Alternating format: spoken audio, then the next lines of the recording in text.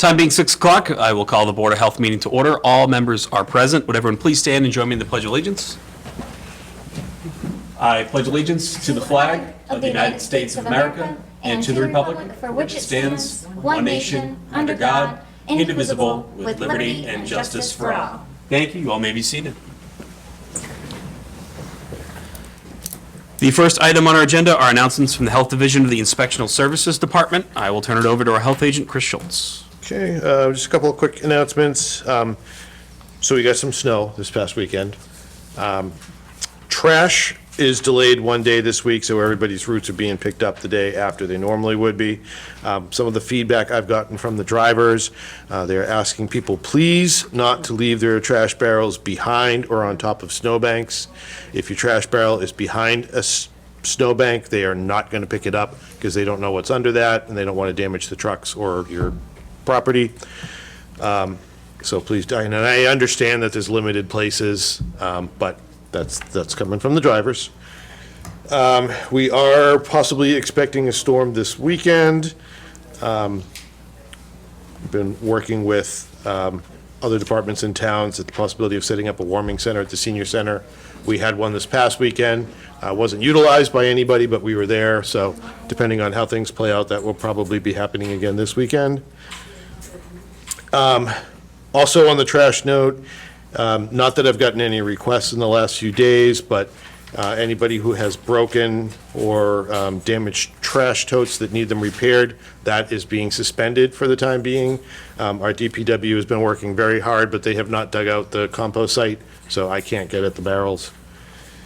And finally, mass.gov has just launched a new page called Report My Meal. It's for people that suspect they've gotten foodborne illness at a restaurant. There's a mechanism, you go on there, you report it, it goes to DPH, and then DPH will notify local boards of health. You can also call the health department directly, but if you suspect that you've gotten food poisoning at a restaurant, reporting to the state is very helpful because that gets that information in a database. Our social media will be posting a link to that tomorrow, so if anybody follows our Facebook, just check it out. And that's it for announcements. Any questions from the board? What was the name of the tracker one more time? So Sorry? we can put it in the Oh, it's a Report My Meal. report my meal. Quick question on the warming centers. We didn't have any major power outages, so I think this coming storm might be a little bit more interesting because if it does come, it's supposed to be high winds and heavy snow. Yep. So perhaps, it's great that this is in place. It's at the senior center, right? Yes. Yep. Right. Great. Thank you, Chris. Next item, we had a hearing scheduled for 6:05 p.m. regarding repeat violations of the food code and potential enforcement action. I was informed due to the snowstorm that our hearing individual, Giordino's could not be here tonight. And they did submit to us via email their refrigerating log, which everybody should have a copy of. Chris, I will give you the opportunity. I know you did an inspection with them today. After speaking with the gentleman, and I didn't catch his name last night, who came to the select board meeting thinking it was the Board of Health meeting last night, I had asked him to submit these things so that we could have this discussion in lieu of the hearing and, move forward if we feel that there's sufficient evidence to prove that things are corrected. But Chris, I'll let you speak to that. Okay, so first I did receive an email from the owner, and he said, "Good evening, Chris. As we spoke last week, I was going to attend the meeting." Says he was going to purchase a new flip top, but his maintenance person said it was fixable, so he fixed it. To prevent any issues in the future, they created a daily log for all their coolers. They're taking their temperatures twice a day, and all employees are being trained on doing that. Said he wants to be safe. They change employees frequently, but he'll make sure that everybody is trained on it. They are also icing the seafood every day. All other concerns were fixed while the Board of Health agent was there. Our inspector, most of them were corrected on site, and the other ones are fixed now. He is in Holyoke this evening, which is why he was unable to make the meeting. I've attached a copy of the log created, and as far as pest control, they use Elite Pest Control that's there once a month. If a problem is reported, they come weekly until it's resolved. And thanked us for our time. So I included a copy of the log just so you guys could see it. I did do a re-inspect today. All the safety issues had been resolved. Temperature in the flip top was 39 degrees, which is within, it's going to be under 41. Seafood was iced. The only thing that still needed to be repaired is there was a small gap on one of the outside doors which could allow pests in. I let him know about that. He has a guy coming out to fix it. But everything that had been of concern has been addressed, and they got a passing grade this time around. Do you plan to do any re-inspects with that one particular issue or anything else, or? No, I mean, the door is not a priority violation, so it would just, that would get picked up on the next inspection as a repeat if it hadn't been done, but. Okay. There were 2 items on this report that I was really, did they clean out the ice machine? I mean, because Yes, and actually, she took me over to show me that, and, that's evidence of like long-term neglect. Yeah. Ice takes a lot of time to get moldy, and the little things take a lot of time to get moldy. yeah, I checked the 2 other things that I've been concerned about was that and the soda nozzles. Soda nozzles are all clean. They've been cleaning those every day. Yeah. I looked up inside the ice machine. It has been scrubbed clean, and we'll just make sure that they continue to do that. Looked like they had knives in between. Yep, that was all corrected. They Okay. corrected that on site with the initial inspection. Yeah, They did 'cause- not put them back there when I was there, so. That's definitely a training deficit. Would Yeah. we be able to do a sneak check again to make sure that without like forewarning, they're still maintaining those? I mean, so all my inspections I do unannounced inspections. And were they charged a reinspection fee for this one? No, they were not. Oh, because they just were, that was just the 9th. Yeah, they did. I mean, they paid a $400 fine. I could charge them for a reinspect. We usually don't, typically we don't charge for the first reinspect. If it continues to be an issue and we got to go back, then we charge for that. So the only thing, I just want to make sure I've got it right for my notes, is that there was a small gap that had a pest concern on one of the flip tops, right? It was a Other than door. that- It was an Oh, outside door. door, yeah. I think they should have charged a reinspection fee. Yes, Lisa? So are you not requiring them to reschedule a hearing? I mean, that would be up to you Yeah, guys, but. I That's mean, up to us. I mean, we can still require him to come in for a hearing. We could require Chris to do another re-inspect if we wanted for a fee, passed on to them. That's kind of up to our action. That was actually going to be my question, does any member of the board want to make a motion towards any action, or do we want to let it be and go through the normal system of checks here? I like that they made the plan, I would say. Yeah, I actually wish all restaurants would do. Yeah. A lot of them do have logs, but not all of them. I really wish that everybody would. I personally don't see a reason to have him come in for a hearing if all the things were fixed in the re-inspect. If we're concerned that these are temporary fixes, maybe another re-inspect in 3 months, Right. unannounced, And might be then have warranted. them come back. I Right. agree. I think that makes sense. Me too. So I guess this needs to be a motion. I would make a motion that the health agent re-inspect Giardino's in roughly 3 months to check up on the priority violations. Do I have a second? Second. Second from Katie. Any further discussion? All in favor? Aye. Opposed? Yes. Okay, so take care of that. Thank Will you. Moving forward, we have our meeting minutes from January 12th. Do I have any action on those? I'll make a motion to approve the meetings from January 12th. I'll second that. Motion to approve the minutes from January 12th by Katie, second from Carol. Any further discussion? All in favor? Aye. Opposed? It is unanimous. Those are approved. Okay. Moving forward, we are moving into a discussion of the proposed regulation of registering of animals, including a review of public comments and revisions recommended by town council.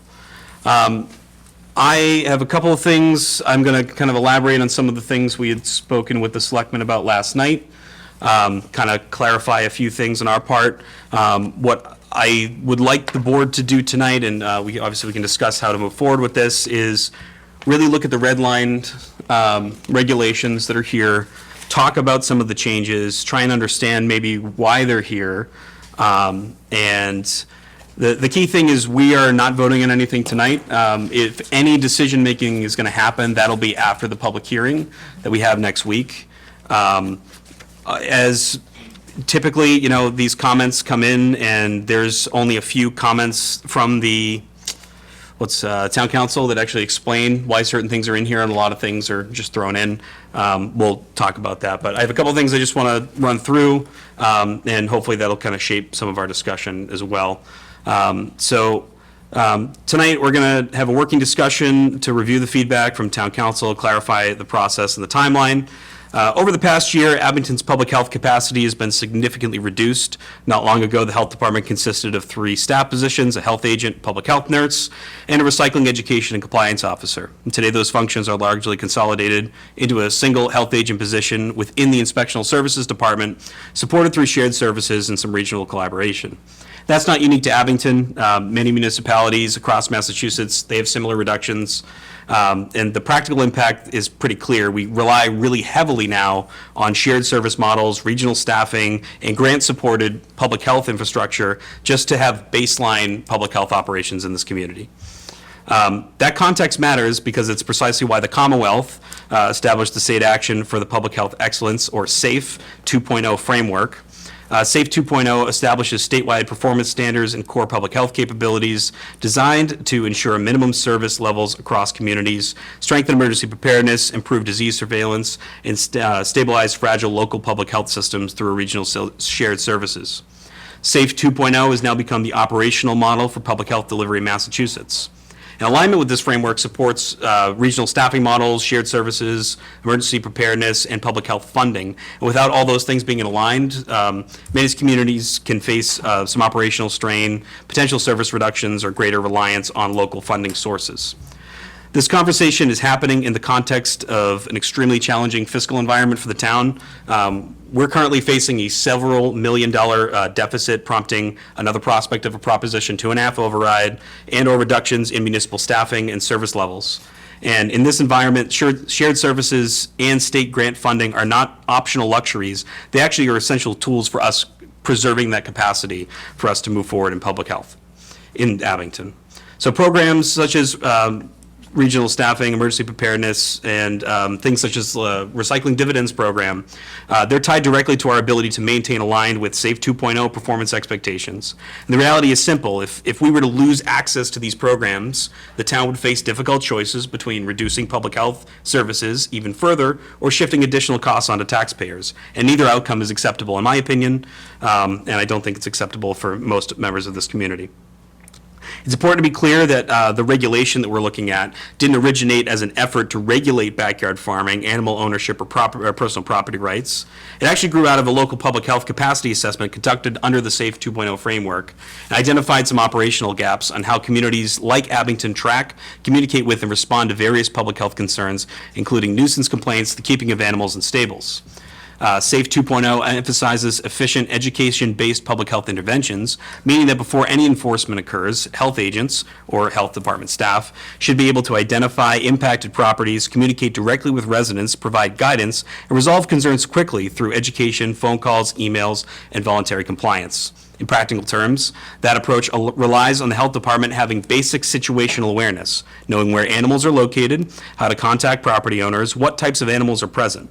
Without a registration framework of the type that we intend to propose, the health agent is often forced into time-consuming complaint investigations, site visits, and reactive enforcement rather than being able to resolve issues efficiently through simple communication and education. This regulation was originally envisioned as a tool to save staff time, reduce unnecessary inspections, and improve public service responsiveness, and not to increase regulation or enforcement. Following guidance from the Massachusetts Association of Health Boards and the Local Public Health Institute, the standard practice in Massachusetts is that local boards of health draft regulations based on public health policies objectives, which are then reviewed by municipal legal counsel, primarily for legal form, statutory compliance, and enforceability, rather than for substantive policy direction. In this case, substantial content edits were introduced to the board's original draft, including language drawn from other municipalities, which altered the scope and tone of the regulation in ways that do not fully reflect the board's original intent, policy direction, or proportionality. That disconnect has understandably contributed to the level of community concern that we're seeing now. Similar issues have arisen in prior regulatory processes, most notably in connection with tobacco control regulations, where drafting inconsistencies and inserted language not aligned with the board's intent created enforcement ambiguities that later required clarification through outside agencies. Those experiences underscore the importance of careful drafting, close review, and clear alignment between policy, intent, and regulatory language. For that reason, part of tonight's discussion is focused on identifying areas in the current draft that may not fully align with the Board of Health's original public health goals, proportionality, and community expectations before any final action occurs. The response we have received from residents over the past 2 weeks have been extensive, passionate, and thoughtful, and that feedback is valuable. It clearly reflects that residents care deeply about property rights, local farming traditions, reasonable regulation, and not being burdened by unnecessary bureaucracy.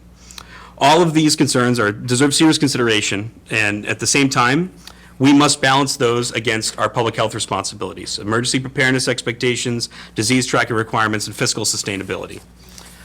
I can assure you that finding that balance is my intent, and I'm confident that that's the intent of my colleagues here on the board as well. Tonight, we're not going to be allowing public comment simply because the public hearing for this matter is in less than a week. So we want to make sure that everyone who wishes to speak has the opportunity to do so, and all do at the same time. That being said, we are absolutely accepting any public comments that people want to make in writing between now and that time, and they'll be read into the record. We're not going to be voting on any substantive regulatory changes tonight. Any proposed revisions will be discussed during the public hearing and at subsequent meetings.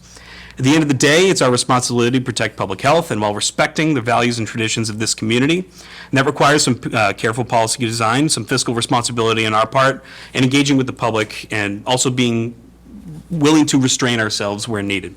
So we're going to be committed to doing this work as transparently and collaboratively as possible, and I want to thank everybody in the public for their feedback, as well as members of the board as we've been going through this. So kind of a lot to front load with. I know a lot was said last night at the select board, and I felt that that was warranted background as well. So I want to get into just looking at some of the red line notes that are in the registration, the regulation for registering of animals. There are several things in here that I'm sure we have noted ourselves that do not follow the intent of some of the things we had discussed, one of which I will point out blatantly and right away, that on page 2 in the definitions, wild and exotic animals, a red line addition that says wild and exotic animals are prohibited in the town of Abington. It is preposterous to me that the town council would put something in there, but at the same time, I will submit that it is probably cut and paste from another community where that is put in as a safeguard, not intended to limit on his part at all. So there are certain things there that I believe that's, just a lack of paying attention to some of our conversation. I know that for me, that will not end in the regulation as well. There are a certain wording, for example, the site plan wording seems to have kind of blown up more than it was. We were looking for a simple sketch, and this is making it out like this giant facility plan with property lines is needed, which is not what we wanted whatsoever. That was some of the feedback I got as Yep. well. I reached out to a bunch of people who I know who have animals that were willing to chat with me, and friends of mine who have animals or chickens and were willing to chat, and they said that the draft was just really burdensome and it was hard to get through. And we had agreed too that the 7 pages was a lot at one of the last meetings, so I like the idea of minimizing it down a bit. I would also note too, enforcement and penalties, that's section 9B it looks like, although I think the numbering got a bit messed up, it's on page 5. It talks about non-criminal disposition, which is pretty much the standard enforcement level of how we kind of work with regulations. I actually prefer that if we are going to have enforcement in any manner, that this would be the manner that we do this. That doesn't mean the fines have to stay where they are, but it does provide a process that protects people from undue kind of enforcement on these things, so that is good to note there. There are several other pieces. I really want to save, I think, some of my comments of things that I think we need to cut until we actually have engaged with residents and have some of these conversations, because my opinions on this may continue to change as we have those conversations, but I definitely, I've taken a huge chunk of time, but I want to open it up. Anybody here, any comments or things that they, yep, go ahead. Yeah, your opening statement was excellent, thank you. It really gives all of us a starting point. And for those of you who are here and people who are going to watch this, One of the things that jumped out when you were talking was the phrase voluntary compliance. And I think that should be central to our final product. This was not intended to be, punitive, limiting, saying you cannot own chickens or whatever other animals you prefer to. And so I think that alignment between what our intent originally was, what's in this document that's been distributed, is really at the heart of what we need to do with listening to our community. But keeping in mind the three things that Aaron listed: emergency preparedness, being really aware and able to reach out in the case of a disease outbreak, and then the fiscal responsibilities around taking care of that kind of public health business. So thank you for your opening remarks, and I'm hoping that we as a board can listen to our constituents, our town, and come up with something that works for all, that is not bogged down by much of the stuff in red. Not all, maybe a couple of things in red, or maybe okay just for clarification, but for the most part, it really turned our 2-page document into a, 7-page. what, 8-page? 7. 7. Okay, so that's all I have to say, but thank you, Aaron, for. Yeah, and I mean, I think at the end of the day, this needs to reflect more of a barn permit than anything else, which, correct me if I'm wrong, anybody please, but my understanding is, do you have animals? Great. That's end of story. That's all we wanted to know. And this is turned into not that. It turns into something, and I've said it several times, I'll say it again, it starts to regulate for the sake of regulating. And that's not our intention, but when we start to get into the weeds of like putting words together of things or adapting drafts, we're trying to scale something down that's already scaled above where we need it to be. So I think we know that scope needs to come back, and we got to address that. But as something I said last night, the fact that this draft was the one that went out to the community, we've probably gotten more feedback than we would have gotten any other point throughout the year, because this was worded the way that it was. So on one hand, I'm actually very grateful for everyone that's participated, because it is worded a lot more than we intended. So I appreciate that. What other comments and things do we have on this? Again, we're not taking any votes tonight, so it's just kind of talking through, I guess, coming to sort of an agreeance on kind of what we're seeing, and I think a lot of us were on the same page, but. I know that I want to talk about the wording for the pest management, waste management, feed management, because I think like when we had all discussed it previously, it was more to just make sure that there's something in place, and not to really ask people to draw up like a whole page report on what it is. It's just asking to say, hey, yes, I have this, yes, so that way we're continuing to educate the people who are not putting those measures in place. And I know like a lot of the people who are presenting now, you care about your animals and you are doing that, but for the people who aren't that way, it's an opportunity for education. So I'd love to do something with those and reword it so it's not so. So more of an attestation. Yeah, That, like a yes. checkbox. Yep. Instead of, like, I don't want to make page. anything cumbersome for anyone. I just want everyone to be mindful for their neighbor's sake. And you made a good point that the folks that are responding and are here tonight are doing this, all right? Right. But sometimes people say, oh, I hear backyard chickens is a thing to do, and they have no clue on how to do it. And I think if we have a community of animal owners, we can do better education, and there are other ways to find out, like who needs some education, who needs some guidance on how to kind of do all of this stuff. And I think by having this database of like and not necessarily getting in the weeds about how they're doing it, but how we can reach out and do that kind of education and raise awareness about better pest and waste and feed management and all that good stuff. So thanks, Katie. Any other comments on this? None? No. Okay. So with that, if anybody has comments, please submit them in writing, absolutely, and you will have an opportunity to speak at Monday's meeting. So don't think not having a chance to say anything tonight means that we don't want to hear from you. We do. Please. Sorry, You know. ask another Lisa, question. would just want to. Did you? Can I just Yeah. clarify, We are not allowed to modify this between now and the public hearing, because there's so much that we could make this easier to read, takes all this junk out, like, but we're not allowed to do that. So we could, and by state law, we don't have to have a public hearing. We're doing that for the public.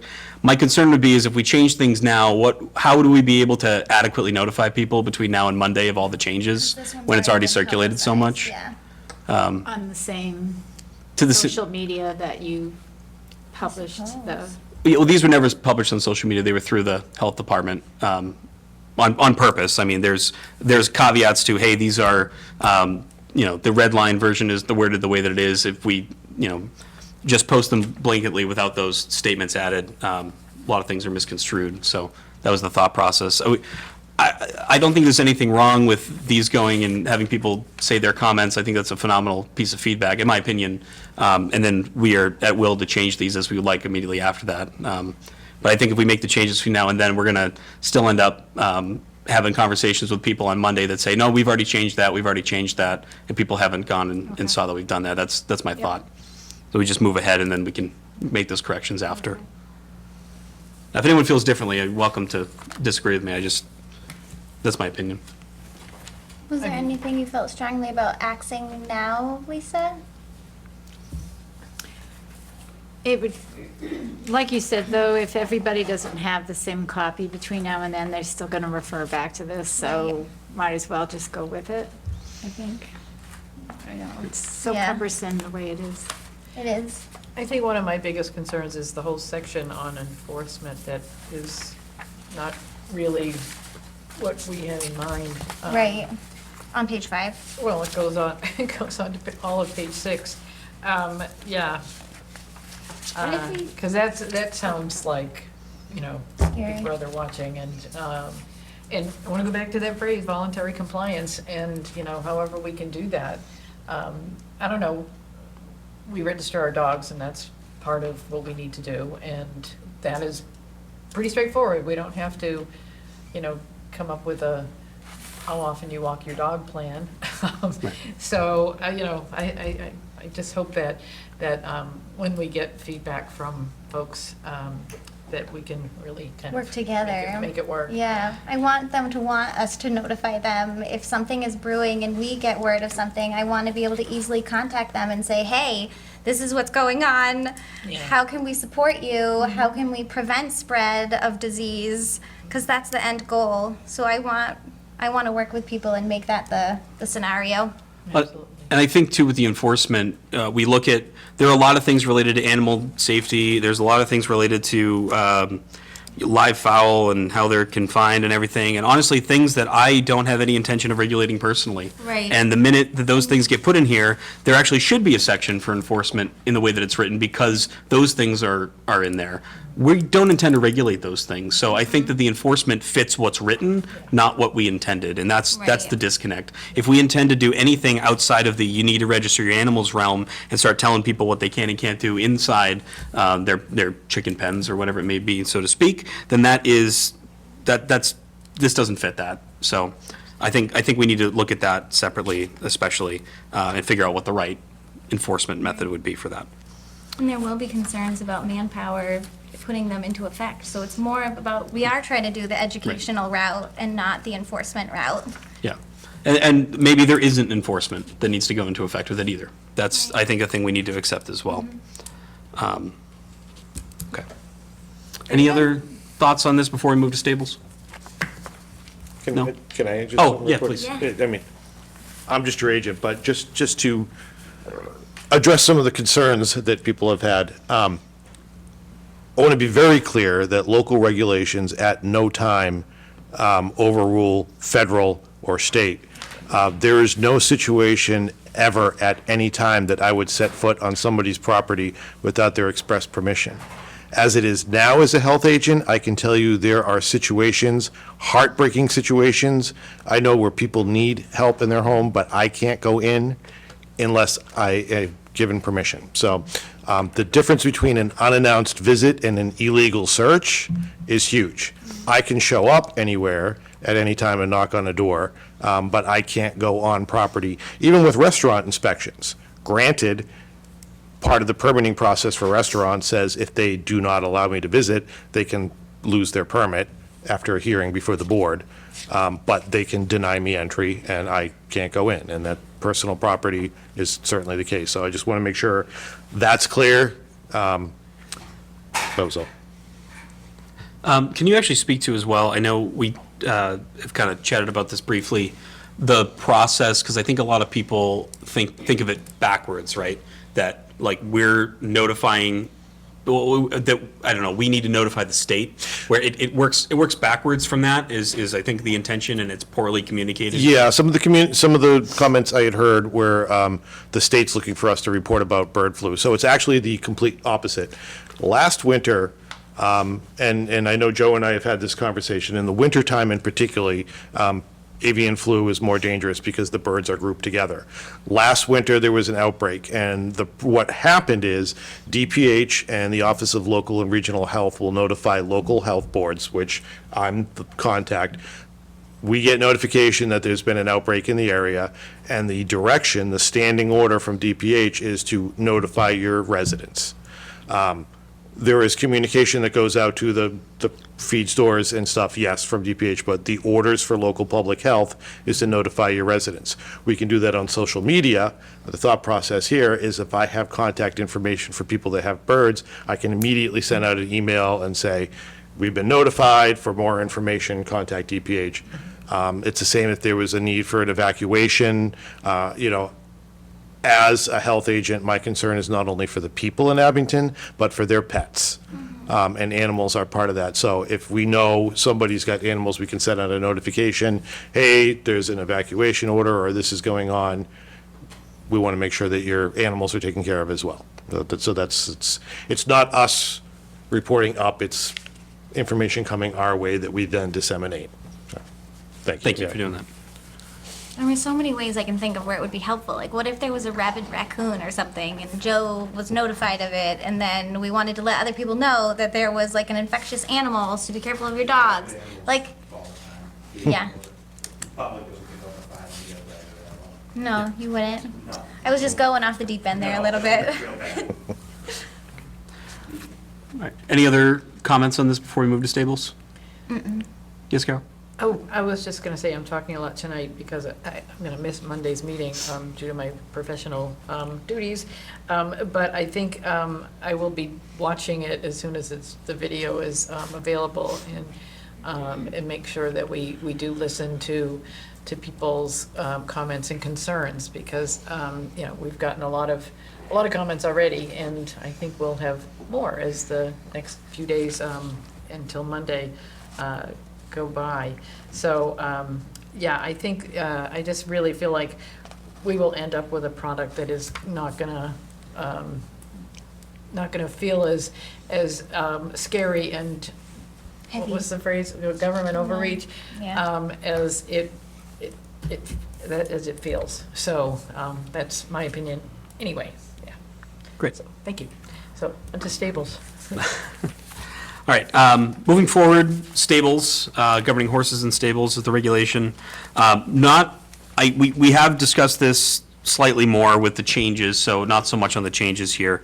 I think one of the things we actually did appreciate about this, and it looks like there weren't many content changes that happened here, is that this was a lot more vague on purpose.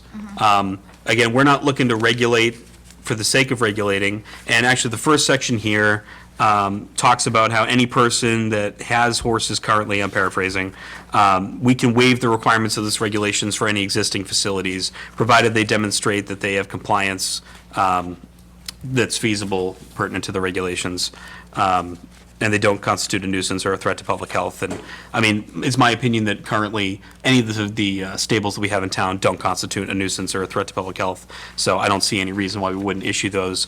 This would essentially be concerning new stables being built, which don't happen all that often, but now aligns us with, as part of that capacity assessment through SAFE 2.0, to fit into the, all right, well, we have stable regulations, we're able to get those passed through town meeting, and actually, if you see the note on the animal regulations, that's actually the town meeting law that is noted General Laws, Chapter 111, Section 155. So I'm appreciative that these were not as extensively changed. I put this on here just because we're going to have the public hearing. I don't want to, so to speak, beat a dead horse. But I wanted to make that note. I appreciate that these were as vague as they were on purpose. So. Anybody have any comments on this? None? Okay. All right, great. So the public hearing will be Monday at 6 o'clock. We do have an impending storm coming, so I don't want to rule out the possibility if the weather track moves in a particular direction. If that does happen, the public hearing will be moved, and I'm just grabbing my phone to confirm the date, will be February 11th. It'll be a Wednesday. We'll do that then. We'll disseminate that information as soon as we know, hopefully by the weekend, if the track goes one way or the other. Reason moving it out a week, one, I don't have to post 2 agendas again, which was just kind of a administrative thing. So it gives us a little bit more time and allows more people to give some comments on that as well. And then if we do decide to have any action at a following meeting, following the hearing, that meeting will be the following week as opposed to waiting a week in between. So we'll be a little bit more fresh off that discussion. So should that get changed, Wednesday, February 11th is the proposed date. Just want to throw that in everyone's mind ahead of time. But the plan is to move forward with Monday. Okay. Moving forward, we have discussion of the FDA correspondence regarding authorized tobacco, vaping, and nicotine products, including implications for local enforcement and compliance actions. I know Chris talked with town council at length today, no, really not at length, but at some, In brief. in brief, to talk about that. So, Chris, if you want to chat a little more about what we're looking at here. So we were just notified last week that apparently the FDA has created this marketing granted orders. Companies that sell tobacco products have to have the products, they have to receive this marketing granted order from the FDA. There is except for some tobacco products before 2007. However, all vaping products, all electronic cigarettes, and all tobacco pouches came into existence after 2007. So they are now all under this new MGO. The FDA has only authorized the sale of 36 vaping products.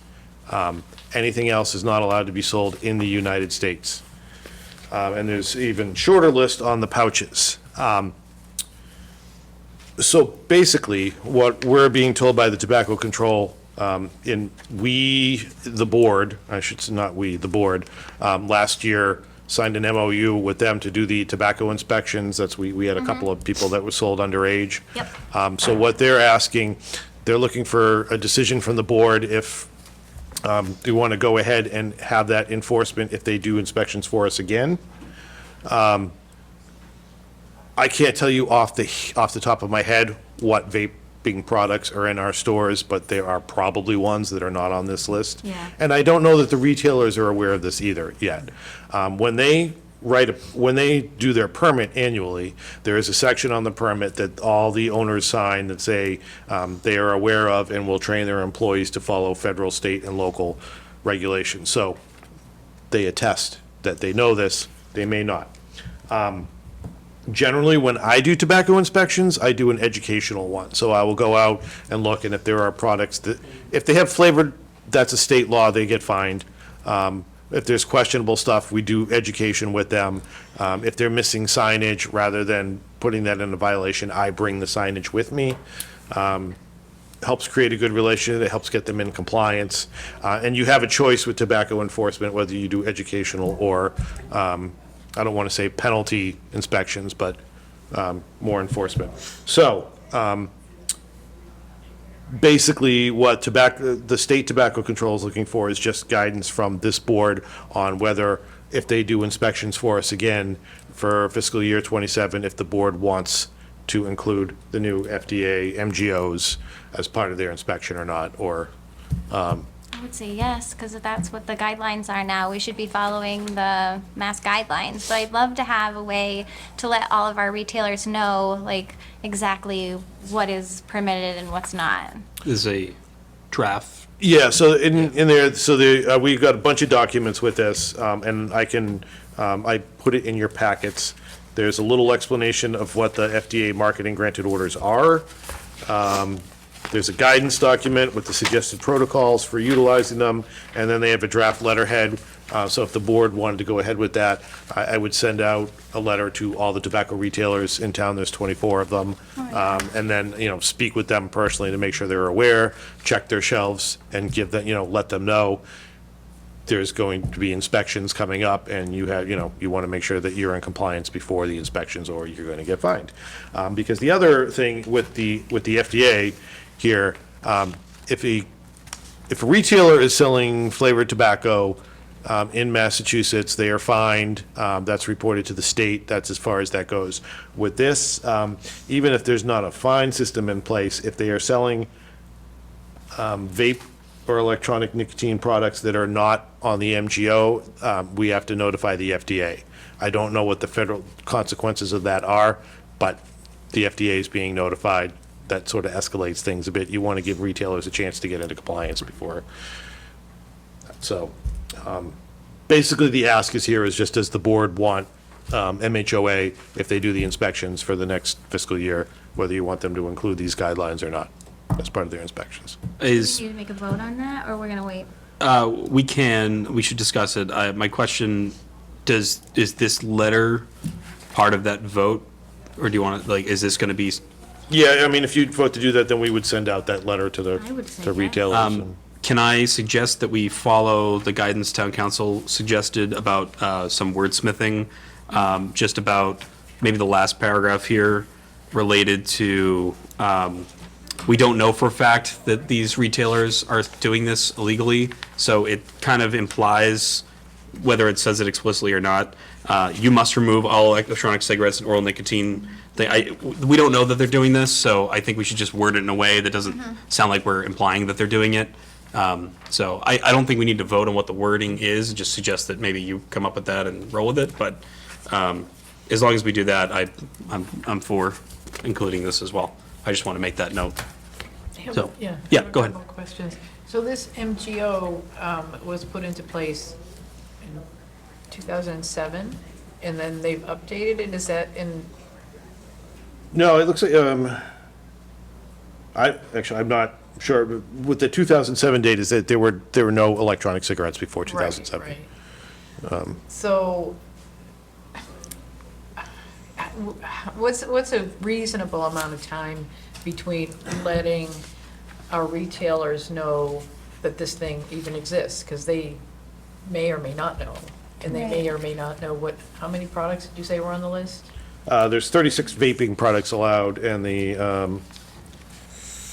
don't know what the number is for the nicotine pouches, it's significantly less.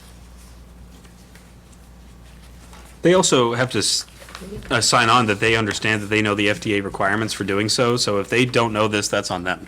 Yep. Right. They attested that they did. I mean, we should encourage enforcement if these letters are going to go out, I'm sorry, education. Yeah. If these letters are going to go out, I think that suffices, but if they said that they were going to follow the FDA rules and regulations, laws, whatever it may be, and they chose not to do that, that's on them. Right, so this is a great example of federal, state, and local trying to do something. And I just feel like we have a lot of retailers in town, right? 24. 24. And if they got a letter like this, is there a way that we can connect them to the state tobacco folks or the FDA, which, There's a link on here. Yeah, and there is a website, so they can literally go in and they can type in whatever tobacco products they have and see if they're on the list or not. yeah, and so then is there a reasonable amount of time between when they've already, I'm not a retailer, but I guess that they already purchased them and they put them on their shelves to sell. How much time is reasonable to say that, well, you bought those without knowing that they were not on the list? The MOA, so if we're using MOA, again, under the MOU that we already signed with them, they already did them for fiscal year '26, so no inspections will be done before July 1st. Oh, okay, so that's Yeah. 6 months. That's 6 months. Yeah. I wouldn't mind a chance to do some counter stuff, because I know this is how the tobacco thing is, but we also know on the other side of this is going to be those vape people, and sometimes their attorneys can be quite aggressive. So I wouldn't want to, I'd like at least an opportunity to do some counter research, I guess, on it, not just go by what this is. I'd like a chance to look at what the other side's saying, because what happens is the other side comes in rather aggressive sometimes. Do you, We've had that happen with vape attorneys in here coming in. Yep. You know, I mean, and they've got a position too, and I understand that too. I'd like, at least for myself, an opportunity to look at what that would be. Like a public hearing, you're asking? No, I just Yeah. want a chance, other than right this second, to do a little research myself. That's all. Can we review this and digest it and then Can make I- a decision? can I ask you what kind of research you, and I'm not asking because I disagree with you, I just want to, like, I don't know, what, I'd like at least an opportunity to what things contact- are, you want to contact individual people, or I'm just like. contact a tobacco entity, yeah. Okay. Or, because Yep. every position has a counter position. They do. And I Agree. mean, even when we were trying to, and the governor was banning the flavored vapes way back when, there was a slew full of attorneys ready to come in here, and I would like an opportunity to find out what their argument would be before we get to that point. It's easy enough to do these days. Yeah. I just, Okay. yeah. Yeah, I understand. I'm sure that a lot of the companies that are selling these products are trying to communicate with the FDA as to like why their products aren't on the list and so on. Because there are more products probably than 70, whatever, something. Yeah, 36 vape and then 20 pouch Yeah. things. And, I mean, I keep having this trouble today with forgetting the words I'm looking for. The tobacco retailers purchase their products from vendors. Those vendors are supposed to have lists. You know, they keep the flavored products out of town. One of the places that was fined recently, their vendor gave them flavored products, which they weren't supposed to, but generally, they should be aware. So I would think if the FDA's got guidance out, the people that they're buying their tobacco from should know, but, I mean, definitely worth checking out. Because if it's currently the law now that there are only specific ones authorized for sale, and they're not doing that, we decide not to move forward with this, they just don't get in trouble? Yeah, That doesn't make sense to me, how, like, yeah, how- I mean, how's this enforcement? as an enforcement agent, regardless of what we do or we're gonna allow MOA to do, I would go out and talk to their vendors, because if somebody from the FDA could go out and do an inspection, I would hate for our guys to get hit, and we didn't do anything about it, so 'Cause is I'll at this least just- make sure that they're aware. Is this just allowing MOA to do this? Should we already be doing this? Like, that I guess It's that's part- basically just, so when MOA did their inspections for us, they did compliance checks. They just did underage. That's what they were looking for. The flavored tobacco fine that we issued, I happened to go in to give them the fine for the underage sale, and the flavored product was on the shelf.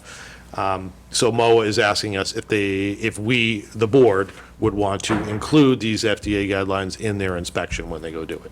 But if you were to do an inspection, you would do this already. Am I understanding that? Yeah, I mean, yes, and the difference being my inspections are educational inspections versus theirs are the enforcement ones. Okay, that's the difference. Yep.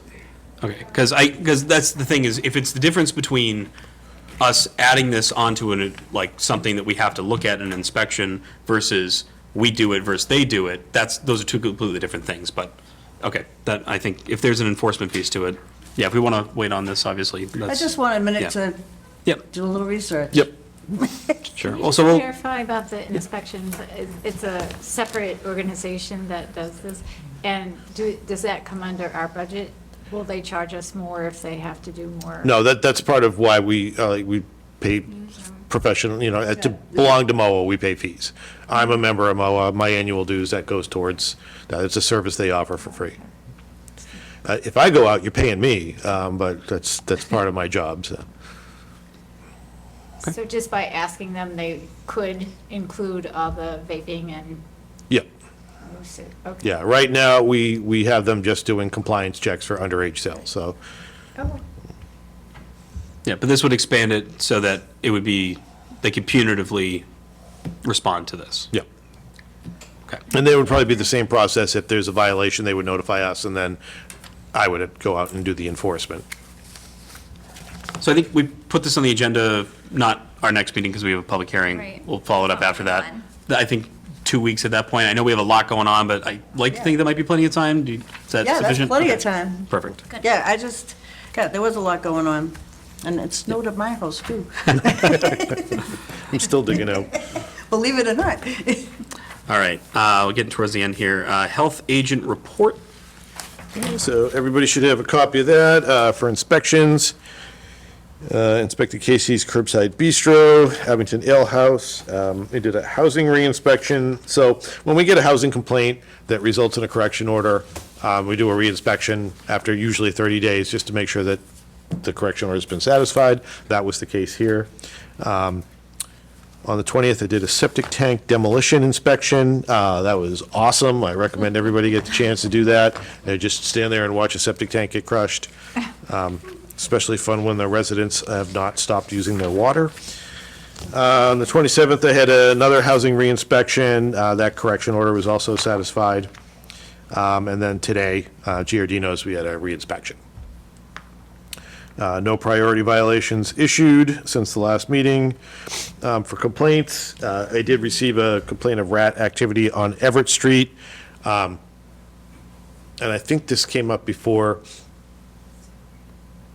with the rat issue in town. This was actually nice, and I sent a correction order to the property owner because they have a dumpster that's constantly overflowing.